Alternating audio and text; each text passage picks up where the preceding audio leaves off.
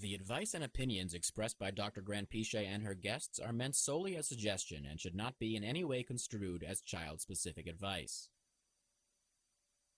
Dr. Doreen Granpeesheh is Dr. Doreen is an expert in autism. Doreen Granpeesheh. Dr. Granpeesheh. Dr. Doreen Granpeesheh. Dr. Doreen Granpeesheh is a visionary in the field of autism. Now you can ask the questions on Ask Dr. Doreen.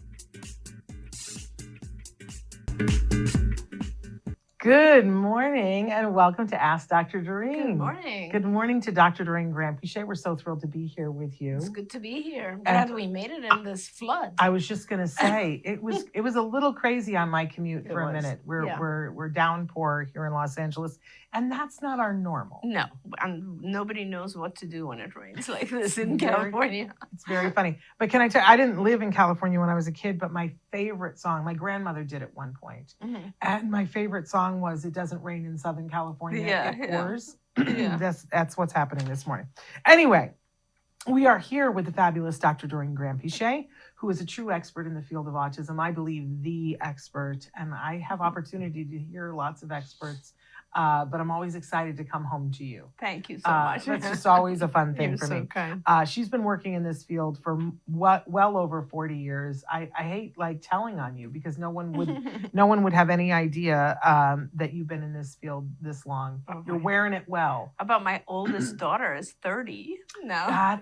That's got to be a little bit mind blowing, It's right? great. It's great. Yeah. Listen, I used to teach college, and I have students that are now in their 50s. I know. Isn't that amazing? And when I realized that, I was like, I know. You know, and that's... I have kids who I treated many years ago who reach out to me, and they're like in their, I think my oldest would be about 40 now. Yeah. Isn't that, or more than 40. Yeah. And that is mind blowing. Yeah, it is. To think. Anyway, so we digress. But you've been in this field working for how many years, and really have been a person who has been at the forefront of individuals and what they need.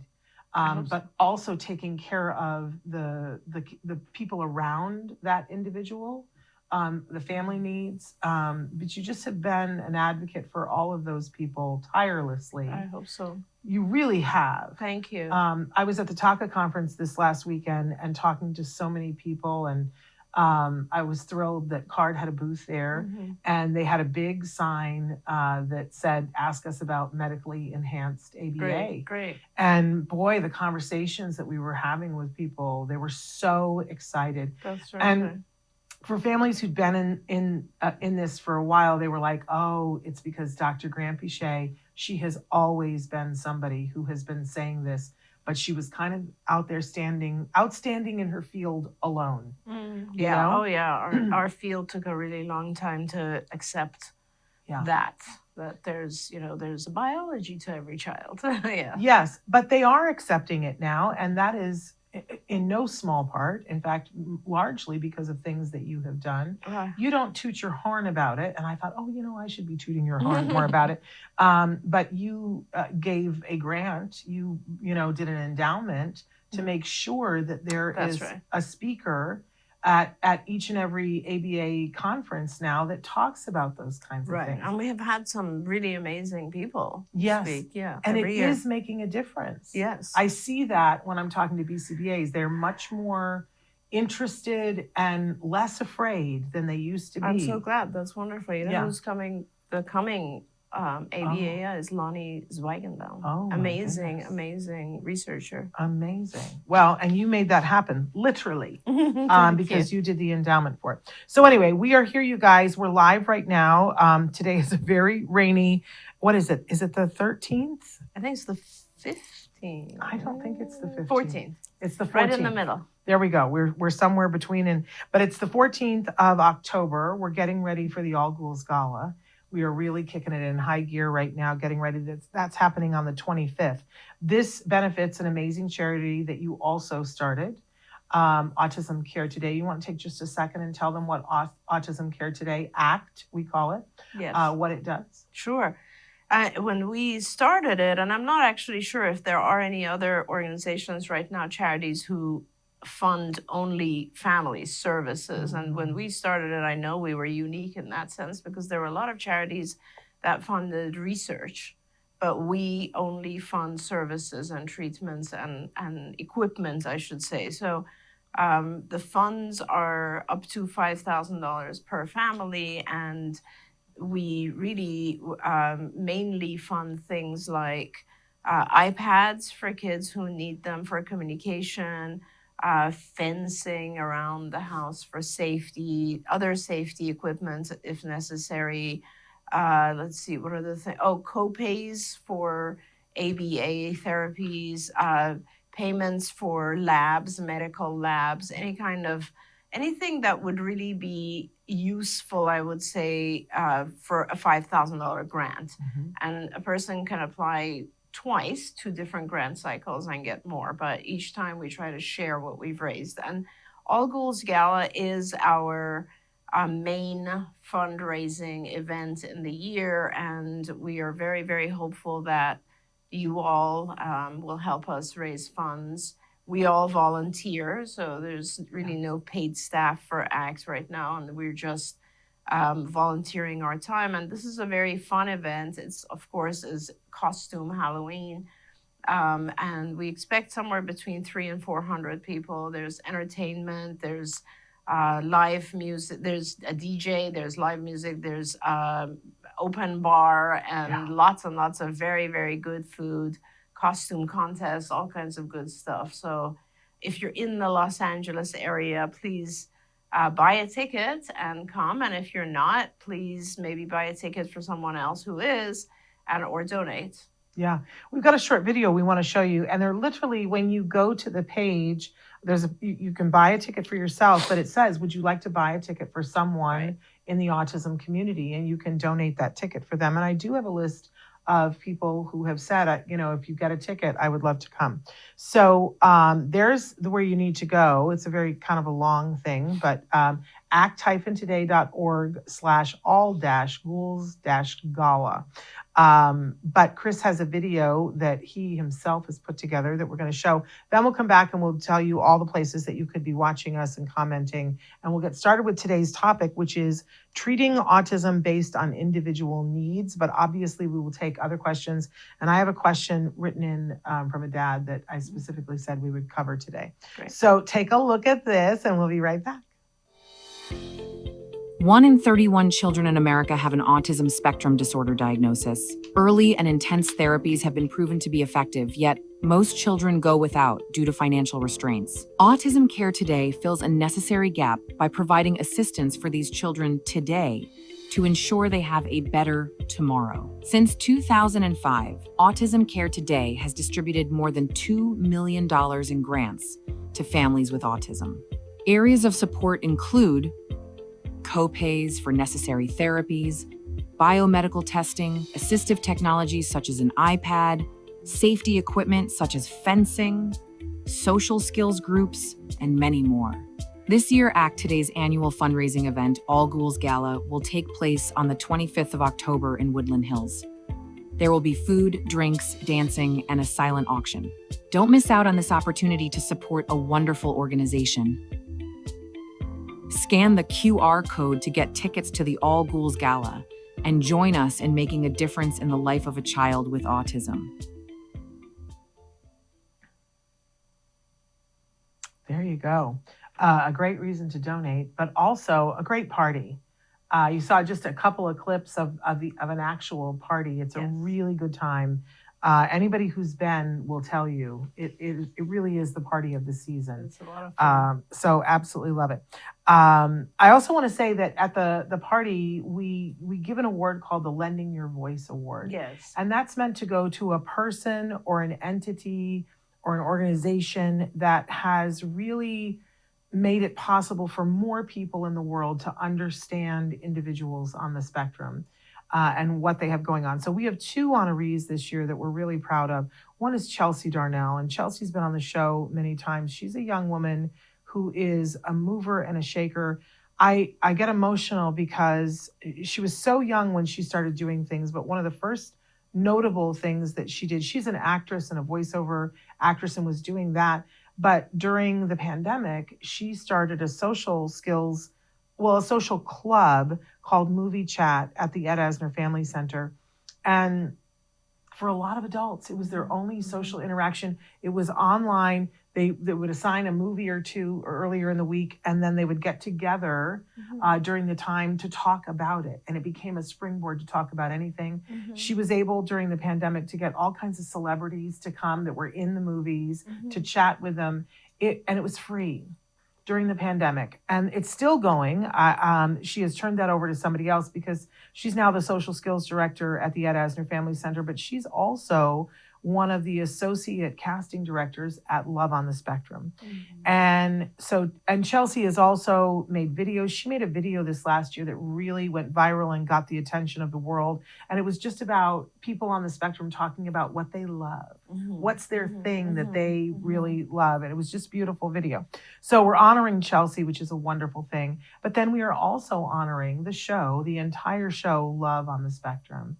Because I can't think of anything else in recent years that has really drawn attention to adults on the spectrum in the way that this has. When you see Brad Pitt tweeting about watching Love on the Spectrum and rooting for some of these young people, you know, and so we're going to have many of the cast of Love on the Spectrum there, and they'll get awards, and that will be a wonderful thing. Right. And I think I love that show so much because it captures kind of the pureness of individuals who have autism, said. right? And it's just so nobody, I don't know a single person who's watched that series and hasn't said, "Oh my God, they're so lovable." And that's a good thing. Yes, you it know, we is. need more people to love our Yes. folks. Yeah. You just So, are rooting for them. You want them You're to just find rooting love. for them. You want them to be successful. And that's a very important message to put out into the world. Absolutely. It helps people understand also the struggles they have and how they cope and how they go through, and the fact that they want all the same things everybody does. Exactly. Yeah. Exactly. I don't know whether it was this last season or the one before where one of the girls goes on a date and the young man that she's going on the date with is having a really hard sensory time. So he's got the earphones on and he's got his head down on the table and she tries to get him and he cannot. And then afterwards they do the interview with him and he's in a much sensory friendlier place and he's able to take and he goes, I don't think it went well. And I don't know, my heart was just beating out of my chest. I just wanted to hug her for trying. Yeah. I wanted to hug him for all the things that he had to deal with. Yeah. There's so many moments like that. So anyway, there'll be a lot of the cast there joining us. We have a lot of celebs that have committed to coming, and it's a very fun thing. And we have some surprises even for you, I hope. So yes, so I'm very excited about it. Please get your tickets now. Okay. I was starting to say before, and then I got sidetracked talking about, but we're live right now. You can be talking with us on Facebook, YouTube, Twitter. I want you to know that we love doing the show live because it gives us the opportunity to interact with you guys. And that's isn't that what we love the most? Right, both of us? absolutely, yes. So really fun if you write in and ask questions. We're monitoring and hopefully we'll see your comments and questions. But we know that the lion's share of you are not able to watch us live. You've got other places that you need to be and you need to hear it at 2:00 in the morning if that's when you're wanting to. So this show does podcast audio only. Any place you get your podcast, it's a free download and we're very proud of that. There's more than 14 years worth of episodes for you to find either on YouTube for picture and sound or on any of the podcasting platforms. Now, it will come with ads. That's just, we're all adults here and we understand that it costs money to download something, even though we call it a free download. So to defray that cost, there are ads and we hope that you embrace that and go, woohoo, they paid so I don't have to. But if that is not convenient for you, for those of you who are like, no, I'm on the treadmill, I want to stay in the groove, you absolutely can get it ad-free for just $5 a month. In fact, that covers everything that we do here. Ask Dr. Doreen Autism Live. You just go to glow.fm/autismlive and you will be able to $5 a month and everything that we do that's new shows up in your inbox. You don't have to download anything and you can listen to it ad-free. So I know for some of you, that's a lifesaver.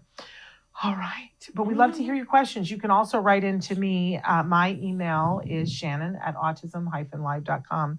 And I do have a question written in by somebody. But I'm going to start with our topic, which is treating autism based on individual needs. there's a lot of, I don't know whether it's just the way insurance works and the way schools work, that I find myself talking to a lot of parents. This was certainly true at the TACA conference, where they think it's just a program that fits everybody. And I think that some people are doing it that way, which is wrong. But so we've had a lot of questions lately. I'm going to start with one. I get so frustrated. It is called an IEP because it is an individualized plan. My son's ABA treatment is supposed to be based on his needs, and yet I keep running into all of these prefab programs. Even the forms surrounding these things seem to be based on some middle-of-the-road kid. That is not my kid. And every time I ask for something different, I'm told that's not how we do things. If it is truly supposed to be about my kid, shouldn't everything be possible? My latest issue is that my son just struggles in the morning, and so we are late to school pretty much every day. They are threatening me with truancy. I have asked if we could just start his day later. No, we don't do that. Why not? And believe me, we have tried everything. He just struggles in the morning. Give him until 10:30 and he's a different kid. So what would you like to say about that? Yeah. So, I mean, I completely understand the struggle that parents have when people are not willing to be flexible and open-minded. I get that. Because sometimes our kids do need some, it's supposed to be adapted for them, right? Individualized for them. But at the same time, I kind of feel like maybe there are things you can do that where your son will actually be able to manage.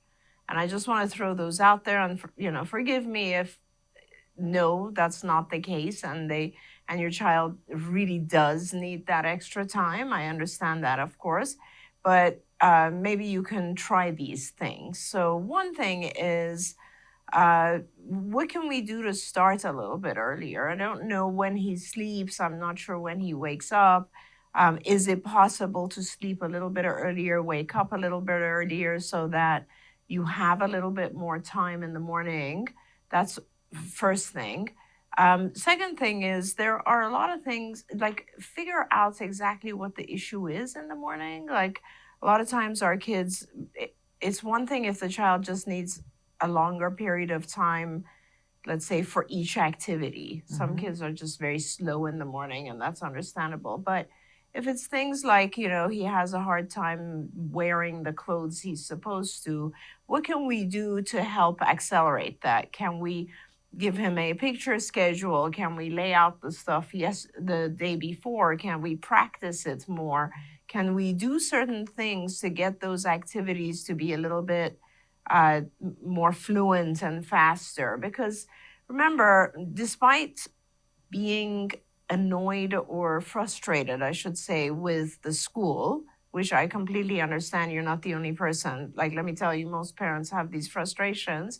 But that aside, your goal should always be to see what you can do to teach him the things that help him fit in, as opposed to what can they do to accommodate. And I know that doesn't sound fair, but the truth is everyone kind of learns a lot of different things in order to fit into the schedule of society, the norms of society, the rules of society. It is all kids do, right? All kids have to wear the clothes, take their books, get in the bus at the right time, etc.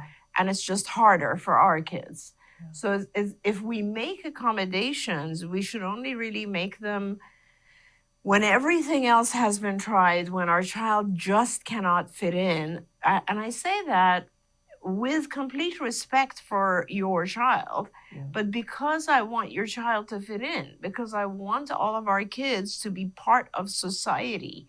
And that is always going to be my goal. It's like, I just want our kids to fit into society and not have to have exceptions and adaptations made for them. Yeah, it's a hard, like I swing on both sides of the pendulum. I want to stop and say, we're saying hi to Bug Hot Wheels. Okay. Love that. And hi to Rodney. Rodney, we're so thrilled to have you with us this morning.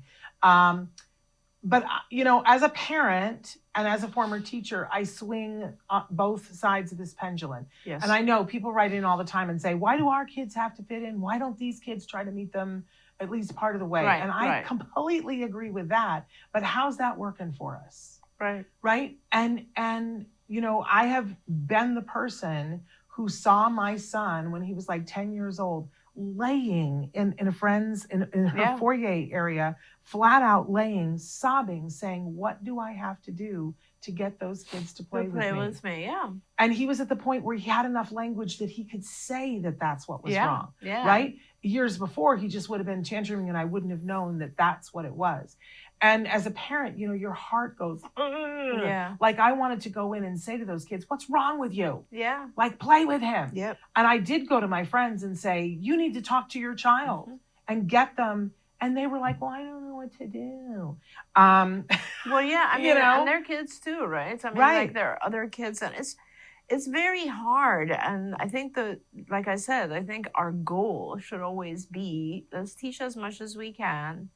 And then when we've come as far as we can, then we expect society to kind of adapt. Well, and after all that happened on that particular day, I remember coming back to our team and saying, we got to goose things up here a little bit. Yeah. You teach me, what do I need to teach him so that Right. he can try, you know, 10 different Right. things or say something else, because I'm just This being isn't real, you working guys. for him. And I'm just being real. If we have the expectation that somebody else is going to come and do it, and I'm never going to give up on that. I'm never going to give up. I say all the time that our mission here is to provide information and inspiration to individuals on the spectrum and everybody that loves them. And someday I hope that's the whole world, Yes. right? But it isn't right now. And if I just have the expectation of I'm going to sit here and wait for them to all love my child, that's not going to be what's best for my child. Right. Right. And in the meantime, you know, yes, do I want to get the world ready for him? 100%, of course. But I also have a responsibility, I feel like, as a parent, to get him ready for the world. Absolutely. For the things that he individually wants. Right. There's right. some things he doesn't care about and that he doesn't want and that aren't meaningful to him. Right. Do you know? But there are other things that are meaningful to him. Yes, absolutely. And so, but it's hard. It's hard to hear, oh, we have to make our kids fit in. Right. It is hard. Oh, yeah. And I want to acknowledge that. But we also want our kids, we want them to grow. We want them to learn. And I said this to a parent this weekend. My philosophy was always, I pictured my son running on this track with other kids, but there were more hurdles in his lane than there were in other kids. Absolutely. And that I just wanted to find which of those hurdles could I take out? Yeah. And which hurdles can I help him to be strong enough to get over when Exactly. I'm not here? Exactly. You know? Exactly. But it's hard. It's emotional. It's hard. It's very hard. But having said that, it is supposed to be an IEP. It is supposed Yes. to be an individualized Yes. approach. But I think what I'm hearing you say is pick your battles. I'm saying pick your battles, but I'm also saying, I guess there's a part of me that always wants us to expect more from our kids.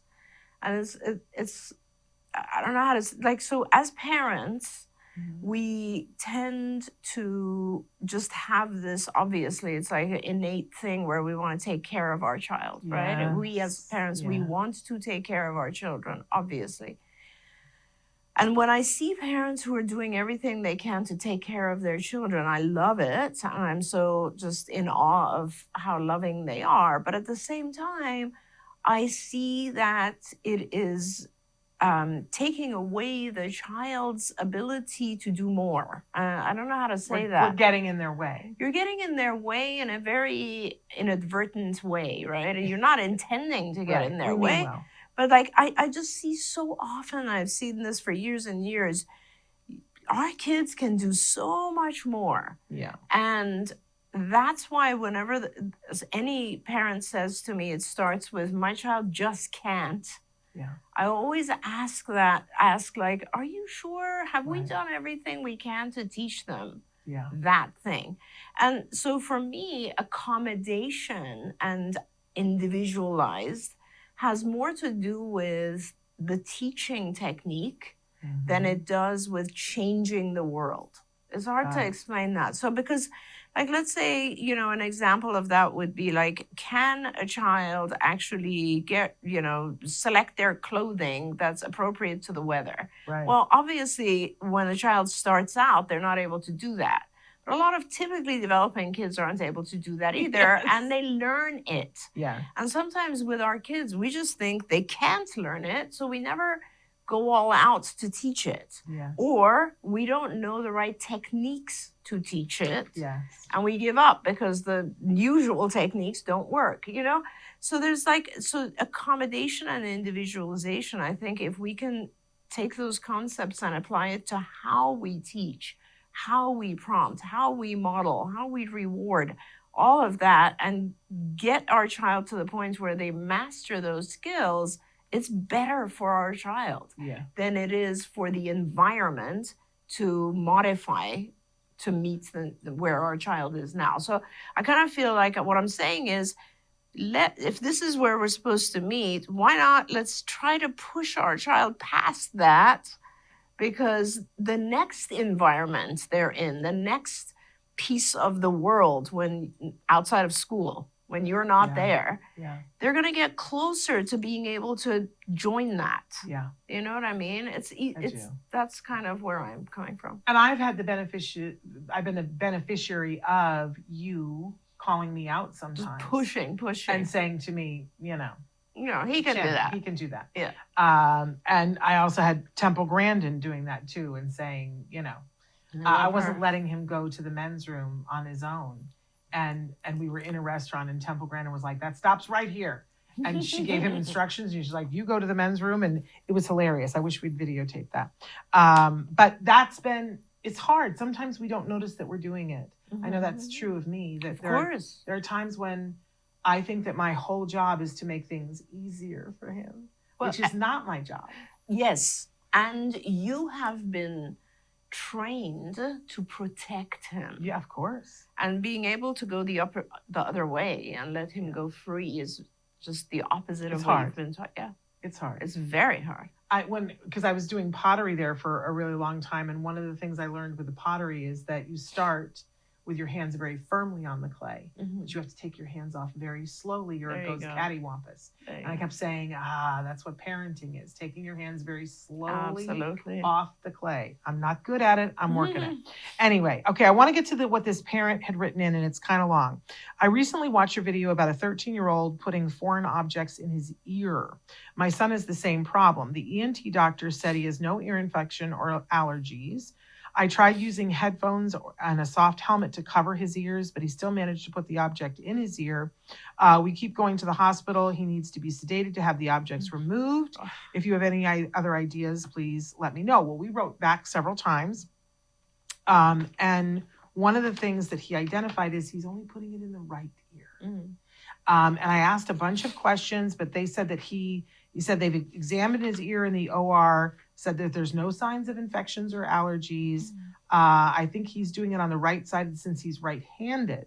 It looks like a lot of children with autism have these issues, and there's no great solutions, according to the ENT doctor. The ENT doctor said, it's autism, and this is what they do, which I really hate.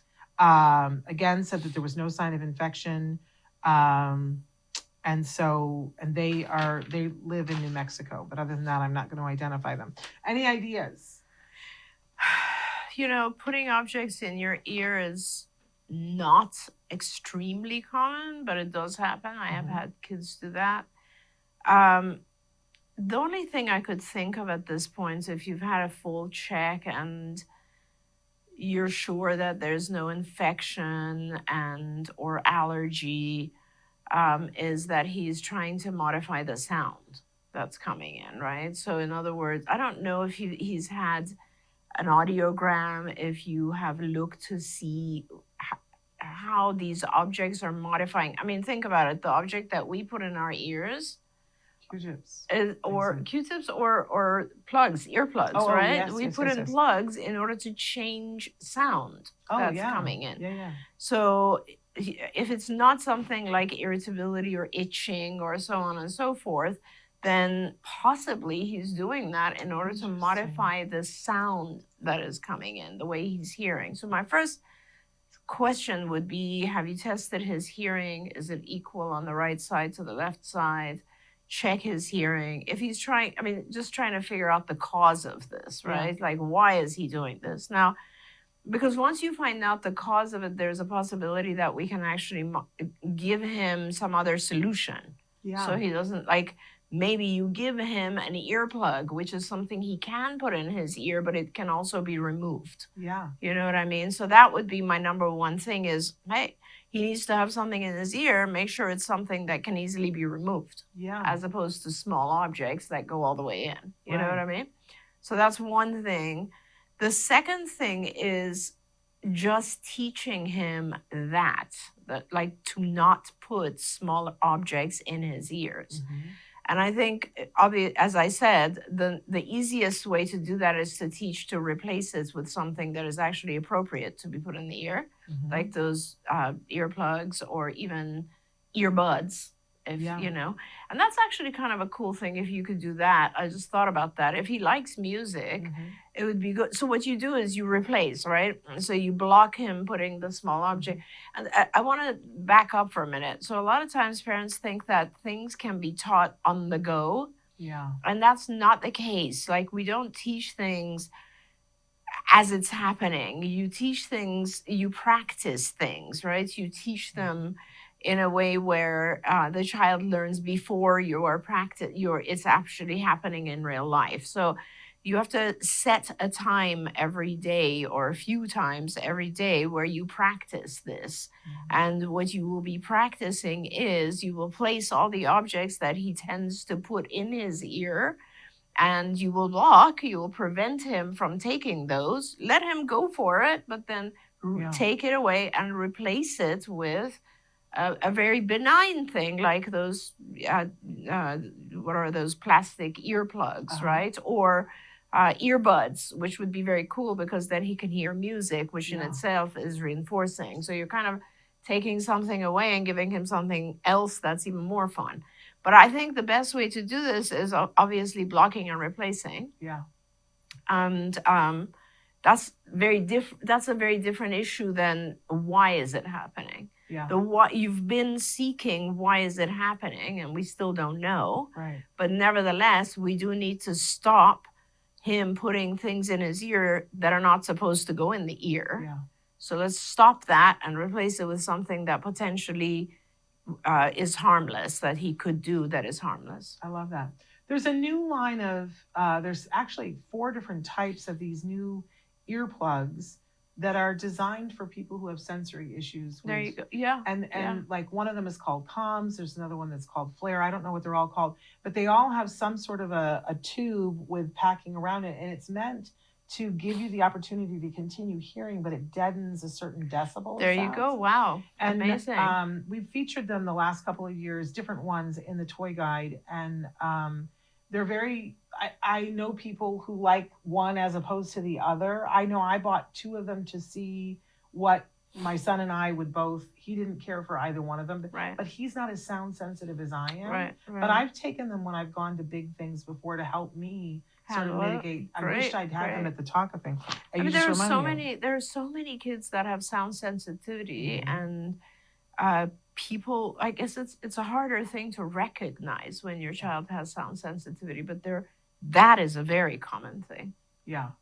Well, let us know try that and let us know what happens. But I love the fact that you're letting him choose it. One of the things that I didn't read that Dad said, he won't let Dad put anything in his ears. Oh yeah. But if you give him, and say, put something in your ear, perhaps he will.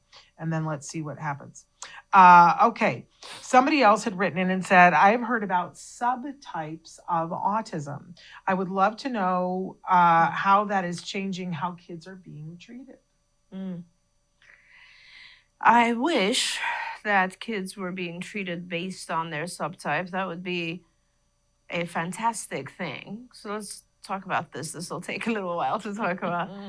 So as part of the diagnosis of autism, you are supposed to do two things. You're supposed to identify severity levels in the two domains. So there are two sections that define autism. One is the social communication, and one is the sort of repetitive stereotypic behaviors. And so there's a severity associated with each one. So 1 to 3, 1 being the least severe and 3 being the most severe in each domain. So if you say an individual is a 1-1 severity, that means they're minimally affected in the area of social communication and in the area of repetitive stereotypical behaviors. If you say an individual is a 1-3, that means their difficulties in social communication are minimal, but they do need a lot of support in stereotypical repetitive sensory types of behaviors. Okay, so severity in itself differentiates our kids into 9 phenotypes, right? So it's 1-1, 1-2, 1-3, 2-2, 2-1, 2-3, 3-3, 3, so there's 9 phenotypes just based on the severities. That's very, very important. And I'm pretty upset when a physician or someone diagnoses a child with 1 severity number, because a child who is 1-3 is extremely different from a child who is 3-1, extremely different. Yeah. So it's very important to get that right. That's the severity. Then there's other specifiers that we are supposed to identify when you diagnose. And there are things like with language disorder. So the individual has a lot of language issues. With intellectual disability, that means the individual's IQ is affected. With motor disability, other types of things that could possibly be going on with the child. A lot of diagnosticians leave those types of things out, and it's very important for them to try to actually put those types of specifiers in, because they help to identify the child. So assuming you have all of that, those are the ones that are identified in diagnosis. Okay, so let's say you have the severity and you have the specifiers. That already tells you a little bit about the individual, right? It tells you where they are in the social domain. It tells you where they are in terms of repetitive, ritualistic types of behaviors. And it tells you where they are when it comes to their, like, let's say, intellectual issues or their language or so on and so forth. So that's good. Then there are a whole bunch of, I guess, phenotypes that are not really defined, but we see them in practice. So there are kids who are definitely visual learners, right? They really don't understand vocal language very well, but they have kind of figured out the world on visual cues. So with those children, obviously, it becomes very important to give them more visual instruction, because that is how they receive information from the world. So that's kind of one phenotype. There are children who have incredible photographic memories. And if you can identify those children, then obviously you use that in their treatment or in their intervention. So there's lots of different kind of phenotypes that people it hasn't been identified in the diagnostic manuals or anything, but you see those when you start working with a child, and you're like, oh, this is this type of child, and you need to teach them this way. So, but unfortunately, a lot of people in treatment or who provide treatment providers don't do any of this. They don't pay attention to the diagnosis. They don't pay attention to the severity, the specifiers. They don't pay attention to the learning abilities or skills of the child. They just do a cookbook approach, which is one of the things we started talking about. And that is a big problem, because for some children, a cookbook approach just doesn't work. For some children, they get frustrated and they give up very quickly. For some children, they are just, they get bored. For some children, it's too hard. There has to be modifications that are not being made. Imagine if you can't understand vocal instruction and someone is just telling you what to do. It sounds like blah, blah, blah, right? You don't know what they're saying. So it just becomes aversive. Very, very, those are the things I was talking about earlier, Shannon, when I was saying the portion about an individualized has to do with how you teach. And really how you teach, all of that has to do with the child, right? Yes. Their phenotype. Yes. But that takes a little bit of time Oh, yeah. and effort, and it requires people to actually Absolutely. look at the child. And I see that some people are just trying to streamline, Yes. right? And we live in a world where people are trying to streamline everything. So it kind of goes hand in hand with the next question that people, and I think you'll love this question. I would love to know if the doctor thinks that AI is improving autism treatment or making it more cookie cutter and less individual. Mm. Oh, that's such a good question. So, there's so many different sides to AI, and I'm trying to make sure I answer all of it. So if artificial intelligence is used correctly, it is going to be individualizing things. Mm-hmm. And it's fantastic. Yeah. And it's not something to be scared of. If it is not used in all the ways that it is meant to be used, it might cookie cutter things. So I want to kind of talk about that. So one application of AI, and I'm heavily getting into AI. In fact, right after this, I have my weekly AI class. I don't know if you knew that. But one of the things about artificial intelligence, one of the capabilities it has is that it makes things more efficient. The way that it does that is that it takes all the rules of anything, of any process, and it just automates them. So it's kind of like every time somebody says this is the standard answer. So if you just stop there, then it's becoming very cookie cutter, right? If someone takes an AI algorithm and applies it to, let's say, some aspect of ABA intervention and just stops there, then yeah, it's very cookie cutter.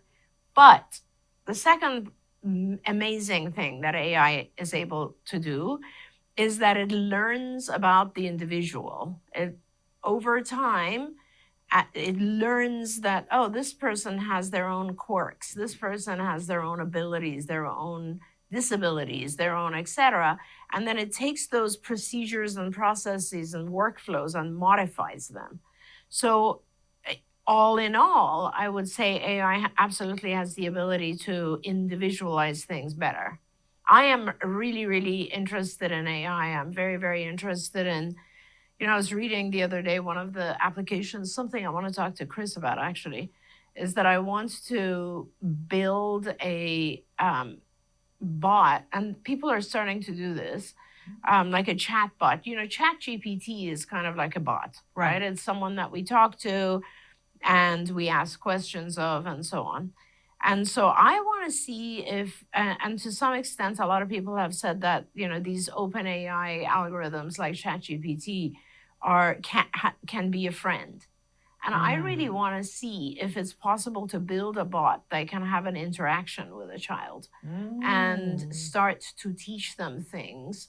And I want to see how far we can go with that. Yeah, and if no one better than Chris. Yeah. He plays with that all the time. He's a whiz. Yes, that's fascinating. Yeah. I can remember my son was really into robots. And there was a toy robot that was wildly expensive that was at one of the places in the mall, but it wasn't for sale. It was that expensive, And he kept trying to make the robot go. And we had one of our BTs with us. And there was a moment when we both kind of had this epiphany that if he had to make, because when Peter used to come to our house and try to get Jem to make eye contact, Peter would, they would play swords. And Peter would do the sword thing and then he would freeze. And it wouldn't be until Jem's eyes would cross his that would be the on button. And we were saying, wouldn't it be great if there was a robot that only turned on for him when he made eye contact? Because he would have that, he would be working on that in a way that was very naturalistic, but he would have an instant reward for it, like what Peter was doing. Yeah, and those types of things. It's funny. So this is an amazing example you're giving right now, Shannon, because literally, if you take a chatbot, the type, the ones that like Chris plays around with, right? And if you tell the algorithm, don't respond unless you are being looked at. And if Right. there was a receiver Right. that could receive that, which Right. those receivers obviously exist today, Oh, yeah. then you already have what you're talking about. Right. And in his case, that would have been really, really helpful. Oh, amazing. And something for him, to work on a skill that, it's not the be all end all, Yeah. but it is, a skill that he now tells me is very useful to him, that he can use it when he wants to. Yes. Right. He is at the yes. point where he can say to me, I know this person requires a lot of eye contact to feel like I care about them, Yeah, yeah. So it's a choice for him now, which I really, really appreciate. We only have a few more minutes, and obviously there was some big news in the weekend, this weekend, about the Department of Education losing a lot of people in special education. And it's our first time being back on the air, and I wondered if, you and I could just talk about it for a second, because I had so many conversations in the last week with parents who are struggling. It's the fall IEP season right now, and across the board, the things that we're hearing and seeing are a little bit troubling. We're seeing families that they have 3, 4, and 5-year-olds that they're being told your child doesn't need an IEP, and they can go right into, these are nonverbal children. Oh, wow. And they're being told, well, let's start them in gen ed and see if it's a problem. And I just wanted to take a moment and say to people that the directive has been very clear thus far. And I'm seeing what the fallout is among my friends who are teachers, and I'm seeing it with the parents, that the directive, the Secretary of Education had said earlier this year with the initial budget cuts, that children with IEPs, because she was asked specifically about that, and she was very clear. She said, children with existing IEPs, we will follow the letter of the law with existing IEPs. So what we're seeing is schools' response to that, because they know they don't have the money for that, is that they're refusing new kids with IEPs, even though that's illegal, and that they are really cutting back. Even for the longest time, people were offering OT and speech at schools because it was easy and they had the person on staff and they could do it. They're cutting that. And they are really cutting back on absolutely anything that they can. And so my message to parents is be aware. And now with these new cuts, we don't know yet what that's going to shake down to be, but we have seen that a lot of the funding for people to support you with your IEP have already been cut. So to me, the signal is for parents, you just have to be more aware. Don't give up. Don't sign off on anything in an IEP that you're not willing to give up, because you'll have to fight to get it back. Yeah. So if you have to leave the IEP unsigned, there's a place where you can sign attendance. There's a place in the IEP where you can agree to all these parts, but not this. You can ask for a stay put while you seek legal help. And a stay put means that your child gets everything that is in the IEP until it's decided. Yeah.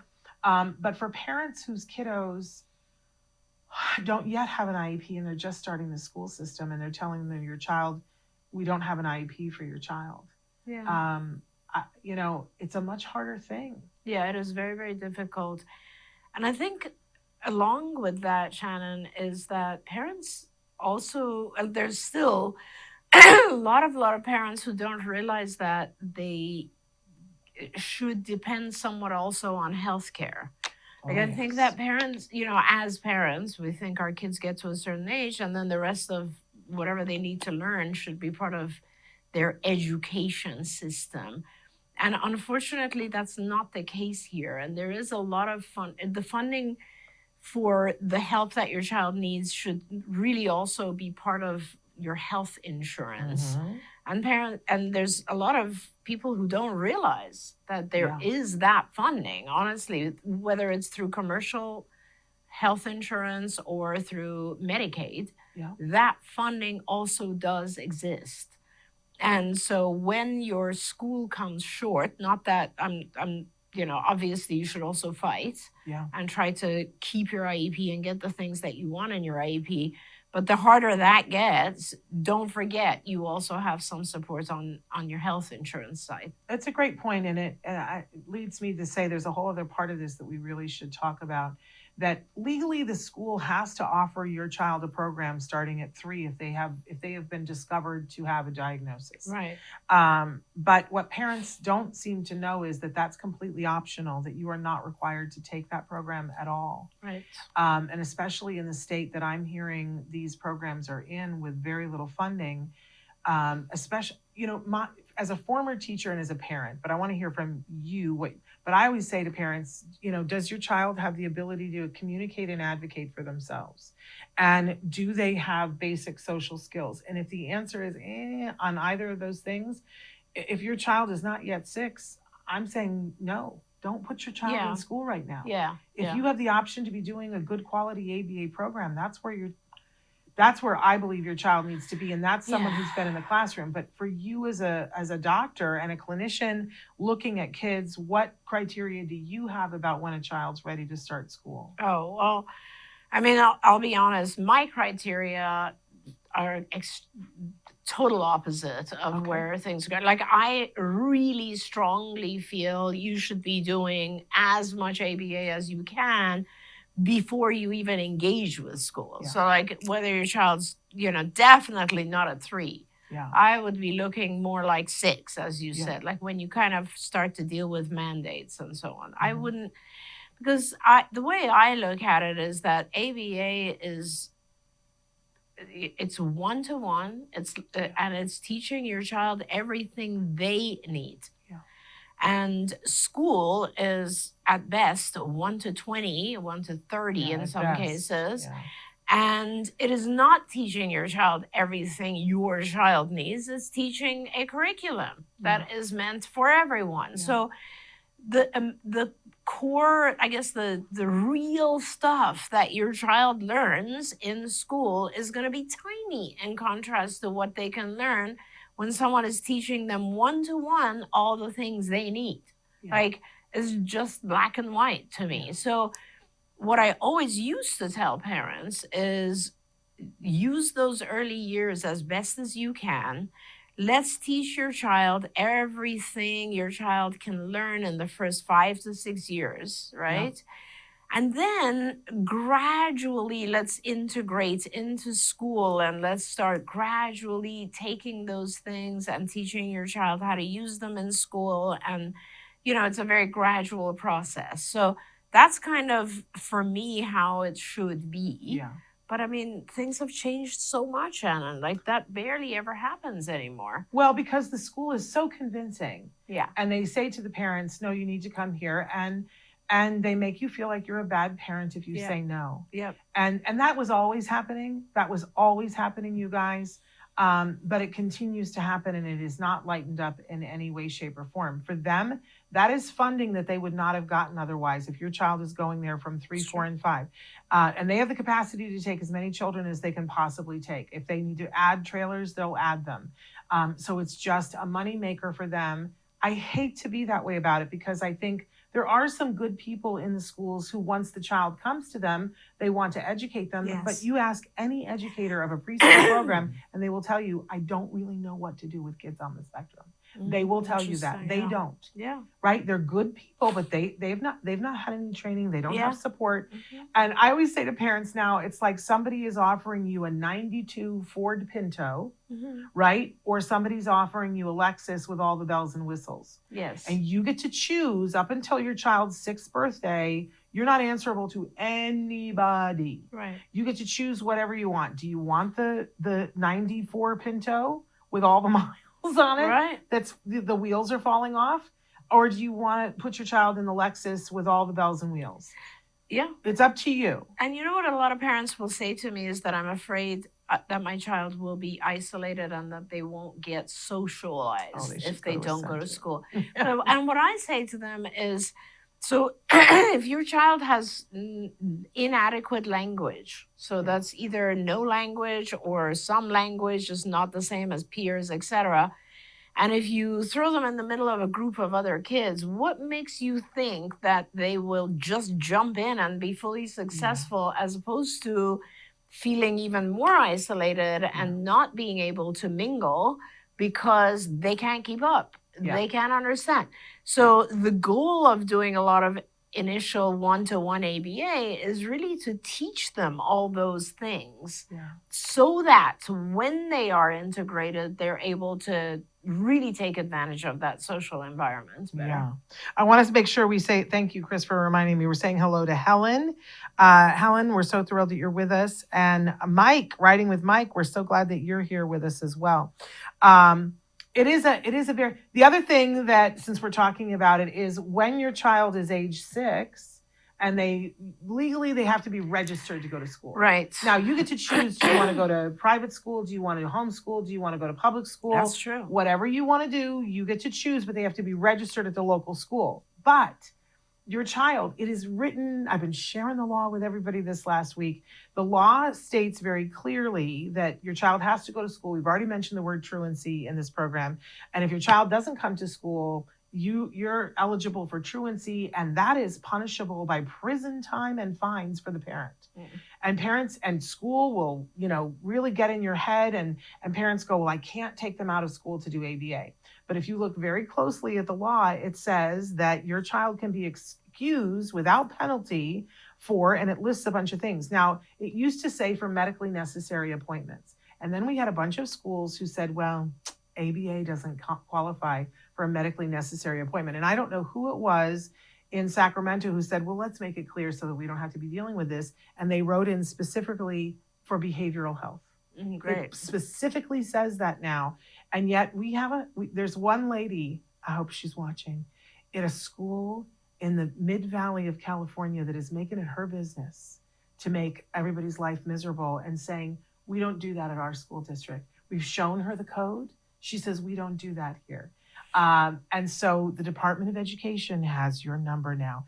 And we're not giving up, because I don't know how you could say, this is state law, but our school district is going to, but they're putting pressure on parents and telling them, no, the police are going to come and say that you're truant and you're going to get fined. And my friends, we have the law. It states very clearly, you can take your child out for as many ABA appointments as you want to take them out. That makes me think, Shannon, that if you remind me, please, because I should really send that segment of the law to a lot of our parents, because a lot of our parents really struggle with just taking their child out for even one session a month. Because school will give them grief. Yeah. We've been sending it to the OMs, our office managers, so that they can share it with parents. But yes, we can send it out to the parents as well, because it, and the Department of Education, we've had conversations with them. And if parents, I can't formally make the complaint on behalf of the parent, but if you have somebody doing that to you, call the Department of Education. They're standing by waiting for your call. Well, I don't know. They might have been cut over the weekend.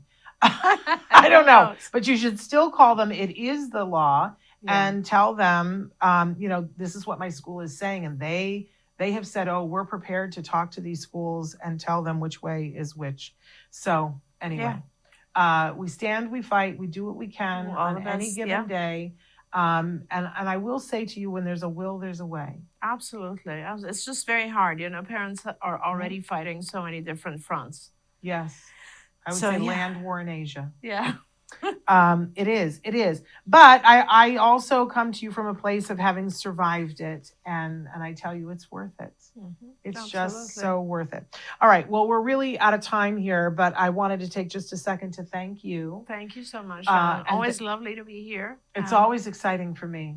Thank you. You're such a brilliant mind. Thank you so much. And much. such a good person. Oh, thank you. And you too, Jen. Well, I don't know about that. Our love I think sometimes I'm a fussy person. But all for the good cause. I wanted to let you guys know that tomorrow we're back live, and we have Megan Dolan, who's going to be with us tomorrow. She is a mom who has a one-woman show. Nice. It was called Lemur Mom, and I got to see it pre-pandemic. She's weathered the pandemic, has come back, has renamed the show, and so we're going to hear what the new name is. And she's back touring, and it's really a worthwhile. I've seen it. Lovely. I laughed, I cried. It was better than Cats. Nice. So she'll be here with me tomorrow, and we'll be talking about that. And of course, we'll give you all the updates as we hear them about All Ghouls Gala. So until then, give your kiddos a hug for me and one for you too. Bye-bye for now. Bye, everyone. don't forget, you can watch Ask Dr. Doreen live every Tuesday morning at 10 a.m. Pacific time. We hope to see you there.